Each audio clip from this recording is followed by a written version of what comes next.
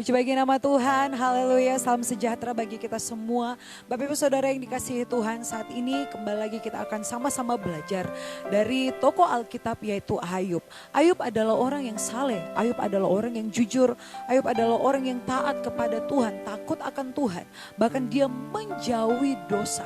Tapi kita tahu bersama ceritanya bagaimana Tuhan izinkan pencobaan itu terjadi di dalam kehidupannya. Sehingga pada waktu itu harta kekayaannya direnggut, bahkan keluarganya direnggut, bahkan kesehatannya sendiri direnggut, saudara yang dikasihi Tuhan. Nah, tapi saat ini kita akan sama-sama belajar.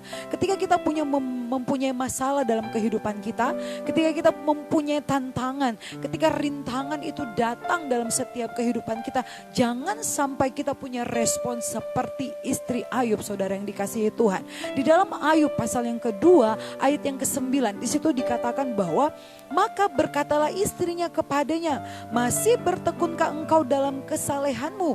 Kutukilah Allahmu dan matilah. Saudara yang dikasihi Tuhan, ketika kita mempunyai masalah, jangan sampai kita seperti istri Ayub yang menyalahkan Tuhan, saudara yang dikasihi Tuhan. Jangan sampai kita mengintervensi Tuhan. Tuhan, kenapa ini terjadi dalam kehidupan saya? Tuhan, kenapa ini menimpa saya? Saudara yang dikasihi Tuhan, kita tidak punya hak untuk menyalahkan Tuhan. Tapi mari kita belajar dari Ayub, saudara yang dikasihi Tuhan, bahwa ketika Ayub mengalami pencobaan di dalam kehidupannya, dia tetap percaya kepada Tuhan. Dia tetap berserah hanya kepada Tuhan.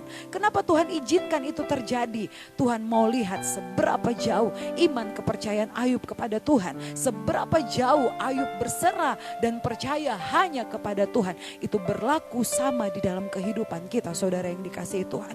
Pengujian, pencobaan, ujian itu harus terjadi bagi setiap orang percaya. Kenapa, saudara yang dikasihi Tuhan? Supaya kita semakin berkualitas di dalam Tuhan. Supaya kita semakin murni di dalam Tuhan. Kenapa ujian itu terjadi dalam kehidupan kita? Supaya kita semakin naik level. Kita naik kelas, saudara yang dikasihi Tuhan. Di Ayub 23 ayat yang ke-10, Ayub katakan, seandainya Tuhan menguji aku pasti timbul seperti emas. Artinya apa? Ketika Ayub dicobai, berarti Ayub bisa menghadapinya dan dia menjadi orang-orang yang berkualitas di dalam Tuhan. Nah, ketaatan Ayub membawa dia mengalami pemulihan. Ketaatan Ayub membawa dia melihat mujizat-mujizat Tuhan yang luar biasa.